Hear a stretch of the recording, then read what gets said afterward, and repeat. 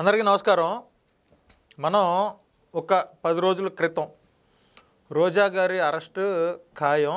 రోజా గారు ఏదైతే SAAP chairman Byreddy Siddhartha Reddy, ఇది వైఎస్ఆర్ కాంగ్రెస్ పార్టీ ప్రభుత్వంలో ఉన్నప్పుడు శాప్ చైర్మన్గా పనిచేసిన బైరెడ్డి సిద్ధార్థ రెడ్డి వీళ్ళిద్దరూ కలిసి ఆడుదాం ఆంధ్ర అనే పేరుతోటి పెద్ద స్కామ్ చేశారు.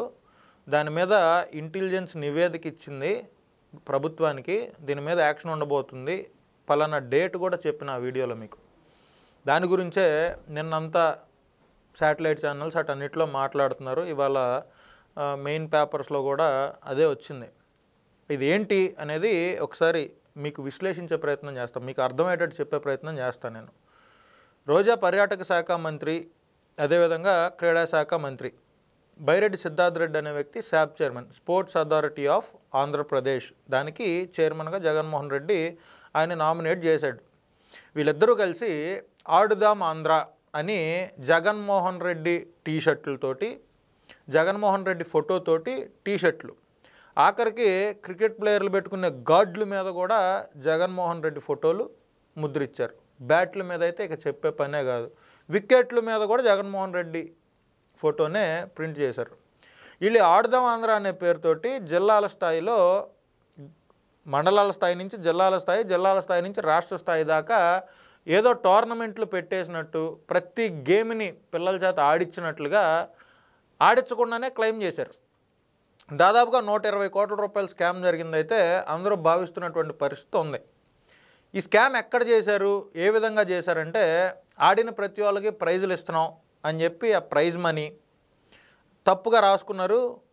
కిట్లు ఇస్తున్నాం, ప్రతి ఒక్క విలేజ్కి కిట్లు ఇస్తున్నాం మేము ఆడేవాళ్ళకి, ఆడాలనుకున్న వాళ్ళకి అని చెప్పి నాసి రకం కిట్లు. మీరు గమనిస్తే 2024కు ముందు ఈ ఆడుదాం ఆంధ్ర టైంలో జగన్మోహన్ రెడ్డి ఇచ్చిన కిట్లో బ్యాట్లు అన్నీ ఇరిగిపోవడం, మధ్యలోకి హ్యాండిల్లు బయటకు వచ్చేయటం, ఇలాంటివి చూసాం మనం, ఫోటోలు వీడియోలు. ఇలాంటి కిట్లా జగన్మోహన్ రెడ్డి ఇచ్చేదేదో మంచిది ఇవ్వాలి, లేకపోతే మూసుకొని కూర్చోవాలని జనాలు అందరూ చాలామంది అనుకున్నారు. కానీ ఈ కిట్ల డీల్స్ ఇవన్నీ చేసింది రోజా, బైరెడ్డి సిద్ధార్థ రెడ్డి. సరే, ఈ స్కామ్ విషయం కొంచెం పక్కన పెడితే, మనం రోజా తెలుగుదేశం పార్టీ అధికారంలోకి వచ్చిన దగ్గర నుంచి గాలిలో గెలిచిన గాలి నా కొడుకులు అని ఎమ్మెల్యేలను మాట్లాడి, సమయం సందర్భం లేకుండానే విపరీతంగా నోటితో రెచ్చిపోయిన వ్యక్తి. 2024 ముందైతే ఇక లోకేష్ గారిని, బ్రాహ్మణి గారిని, పవన్ కళ్యాణ్ గారిని, భువనేశ్వరి గారిని, చంద్రబాబు నాయుడు గారిని, జగనన్న ఏంది చిటికిన వేలు మీద ఇంటర్కు కూడా పేకలరని ఆ మాట్లాడిన మాటలో ఒక్కటి కాదు ఒక్కటి కూడా ప్రజాస్వామ్యబద్ధంగా ఏ రోజు మాట్లాడినట్టు అనిపిలే. ఆవిడ అధికార మదంతో 5 సంవత్సరాల మంత్రి పదవిని ఉపయోగించుకొని ఆవిడ ఏపీఐఏసీ చైర్మన్గా కూడా పనిచేసింది. ఇవన్నీ బయటకు వస్తాయి. ఈ రోజా అనే వ్యక్తి ఈ sports authority of India, repeat, sports authority of ఆంధ్రప్రదేశ్లో ఏదైతే స్కామ్ చేసిందో బైరెడ్డి సిద్ధార్థ రెడ్డితో కలిసి, ఇది మాత్రం ఇంటెలిజెన్స్ నివేదిక వచ్చింది. ఖచ్చితంగా రేపు కానీ ఎల్లుండి కానీ రోజా యొక్క అరెస్టు, అదేవిధంగా బైరెడ్డి సిద్ధార్థ రెడ్డి యొక్క అరెస్టు ఉండబోతున్నాయనేది ఎక్కువ మంది చెప్తున్నటువంటి మాట. సరే, రేపు ఎల్లుండి ఉండకపోయినా వారంలో అయినా అరెస్ట్ అవుతారు వాళ్ళు. ఖచ్చితంగా 120 కోట్ల స్కామ్ జరిగిందని ఇంటెలిజెన్స్ నివేదిక ఇచ్చింది గవర్నమెంట్కి. వాళ్ళ అరెస్ట్ని ఎవరో ఆపలేరు, జగన్మోహన్ రెడ్డి అడ్డదిడ్డంగా నిలబడిన ఆపలేరు. ఓకే, అది మీకు చెప్పాలని వీడియో చేయడం జరుగుతుంది. 120 కోట్ల రూపాయలు ప్రజాధనం. ఆవిడ పర్యాటక శాఖ మంత్రిగా ఉండి పర్యాటక శాఖను ఆంధ్ర రాష్ట్రంలో అభివృద్ధి చేయకపోగా, ఆవిడ ప్రతి రాష్ట్రం, ప్రతి దేశం తిరిగి ఆ పర్యాటక శాఖను ఏదో అభివృద్ధి చేస్తున్నట్టు స్టేజీలు కట్టి, ప్రజల డబ్బుతోటి, ప్రభుత్వ డబ్బుతోటి స్టేజీలు కట్టి, స్టేజీల మీద డ్యాన్సులు వేసి ఎంజాయ్ చేసినటువంటి పరిస్థితి రోజాది. ఆవిడ కూడా బయటకు వచ్చి జనానికి నీతులు చెప్తుంది. ప్రభుత్వం అంటే ఇది, ప్రజల సంక్షేమాన్ని గాలికి వదిలేశారు, రైతులంటే తెలుసా మీకు అని ఇప్పుడు మాట్లాడుతుంది.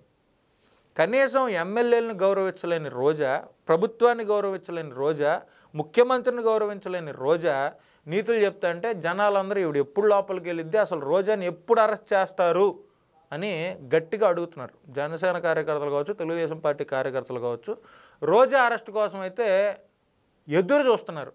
ఆ సమయం ఆసన్నమైంది, మంచి తరుణం, వస్తుంది, ముహూర్తాలు చూసుకుంటారు, గట్టిగా లోపల వేస్తారనే విషయాన్ని మీ అందరికీ తెలియజేయాలి. అదేవిధంగా బైరెడ్డి సిద్ధార్థ రెడ్డి అనే వ్యక్తి, నిన్న బైరెడ్డి శబరి గారు మాట్లాడారు దాని గురించి. మీ తమ్ముడు కూడా ఇక్కడ ప్రచారానికి వచ్చాడు కదా అని చెప్పి బైరెడ్డి శబరి గారిని, ఎవరైతే నంద్యాల ఎంపీ ఉన్నారో ఆవిడని మీడియా వాళ్ళు అడిగితే, ఎవడి తమ్ముడు, ఎవడికి తమ్ముడు, అక్క మీద కేసులు పెట్టి 6 సంవత్సరాలు అధికార మదాన్ని ఉపయోగించి ఆడి ఇష్టం వచ్చినట్టుగా చెలరైపోతే ఆడు నాకు తమ్ముడు ఎందుకు అవుతాడు? నా చుట్టూ ఉన్న వాళ్ళు పార్టీ కార్యకర్తలు నా అన్నదమ్ముళ్ళు, వాడు నాకు తమ్ముడు కాదు అని చెప్పి మాట్లాడింది. ఒక అక్క తమ్ముడు గురించి అలా మాట్లాడిందంటే వాడు ఎన్ని లుచ్చా పనులు చేస్తే మాట్లాడుతుంది? వాడేదో పెద్ద నన్నయ్యలాగా, తిక్కనలాగా, పోతనలాగా భాగవతంలో డైలాగులు చెప్పేటట్టు సినిమా డైలాగులు చెప్పి ఫేమస్ అయ్యి రీల్స్ తోటి ఫేమస్ అయ్యాడు. ఆ వైసీపీ గొర్రెలు ఉంటారు కదా, పనికి మాలినోళ్ళు, చదువు రానోళ్ళు, ఆడేదో పెద్ద మగోడు అనుకున్నారు. చివరికి కట్ చేస్తే కనీసం ఎమ్మెల్యే కాలేకపోయాడు జగన్మోహన్ రెడ్డి పక్క నుండి. బైరెడ్డి శబరి ఎంపీ అయింది, రాష్ట్రాన్ని పార్లమెంట్లో రిప్రజెంట్ చేస్తుంది. పార్లమెంట్లో మనకు కావాల్సిన, కేంద్రం నుంచి మనకు కావాల్సిన నిధుల గురించి పార్లమెంట్లో ఫైట్ చేస్తుంది శబరి. మంచోడి పక్కనుంటే మనుషులు ఎలా ఉంటారు, గాలోడి పక్కనుంటే మనుషులు ఎలా ఉంటారు అనేది వీళ్ళిద్దరిని చూస్తే మీకు అర్థమైపోద్ది. ఈ బైరెడ్డి సిద్ధార్థ రెడ్డి కూడా విపరీతంగా రెచ్చిపోయాడు. కానీ జగన్మోహన్ రెడ్డి ఆయనకి ఎప్పుడూ అనుచిత స్థానం కల్పించలేదు. కానీ అనుచిత స్థానం కల్పించుంటే ఇక కొడాల నాని కంటే, సీదిరి అప్పలరాజు కంటే, పేరు నాని కంటే, అంబటి రాంబాబు కంటే, ఈ రోజా కంటే కూడా ఎక్కువ రెచ్చిపోయేవాడేమోనని నా అభిప్రాయం. వీళ్ళిద్దరు అరెస్ట్ అయితే 2-3 రోజుల్లో ఉండబోతుంది అనేది విశ్వసనీయ వర్గాల సమాచారం. మ్యాక్సిమం 1 వీక్ లోపు వీళ్ళ మీద చర్యలు తీసుకుంటారనేది నా అభిప్రాయం. మీ అమూల్యమైన సలహాలు సూచనలు ఉంటే దయచేసి కామెంట్ రూపంలో తెలియజేయాలని మనస్ఫూర్తిగా తెలియజేసుకుంటున్నా. నమస్తే.